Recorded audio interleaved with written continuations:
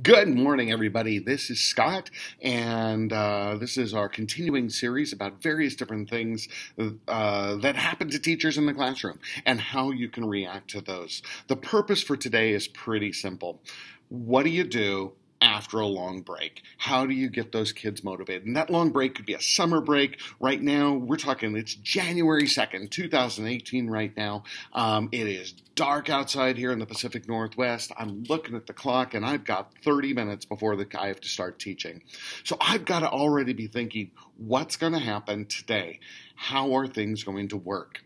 Okay, and we just kind of plan ahead, right? I've got my plan book. It's sitting right here on my desk. I've got over on my wall, I've got the whole schedule for the day. I know in my head what I want to get accomplished. In reality, is that going to happen? Probably not, okay? So a couple different things to think about. Let me just give you where we're sitting right now. Right now, we've got a 4-day week. That's what we've got. We're starting on a Tuesday. We're going through Friday. So we've already got this shortened week. We're coming right off of New Year's. And one of the things that I did before the break is I tried to set ourselves up for being ready to start some various projects. So my 7th grade class, for example, has been working on some reports on governors and territorial governors here in Washington State. And I wanted them to get all of that preliminary work done so that when they come in, we have 4 days and we can get right to work.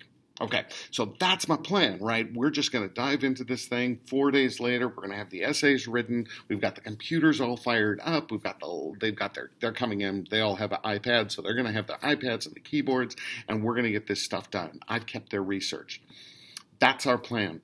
The 8th grade class, they did some research on the Bill of Rights. So I've got a history class, and they did this research project on the Bill of Rights. My goal is that we're going to cover this week, really making sure that they understand all 10 of the Bill of Rights. 6th grade class and the 7th grade class are also picking up some new textbooks in the library, and we're going to talk about response journals and reading and critical reading skills and things like that. So that's our plan. And my 6th grade humanities class, they're also going to be working on starting into one of their next units, dealing with India and understanding India and the Mideast. So those are all those plans, right? Great big plans. This should work, right? Here's the reality. First of all, it's January 2nd. I am betting that I'm going to have 25% of my classes still absent. So that's number one. Number two, they've all been given iPads, so we technically should be able to use those iPads to do the work. In reality, I'm going to have a large group of students who don't have the iPads. So we're already knowing that that's going to be the situation. We also know that there's a pretty good bet that they're going to come in without paper. They're going to be tired. They're going to be sleepy. Many of them, my daughter stayed up, my 11-year-old daughter stayed up on New Year's Eve and didn't go to sleep until 5. Is she going to be tired? Yeah, she's going to be tired. So what do we expect? We expect that they're going to come in not prepared. Have a backup plan. How are you planning on dealing with this? I already know if I need to bump everything back over the weekend, give them that additional weekend to finish up the project, I can do it, right? So don't feel locked in on your schedule of realizing that you're going to have to do that. So that's the first thing I'm planning.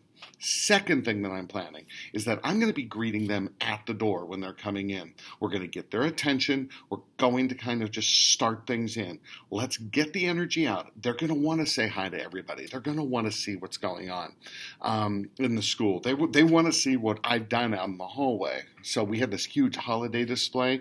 I know good and well that they're going to come around the corner wondering what Egan's done in the hallway. I have snowman selfies out there just to let you know. So they're going to want to know that stuff.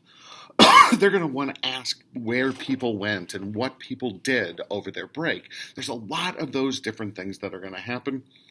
Let those get out. Give them that first 5 minutes or so to just get themselves settled in. Have a little bit of fun.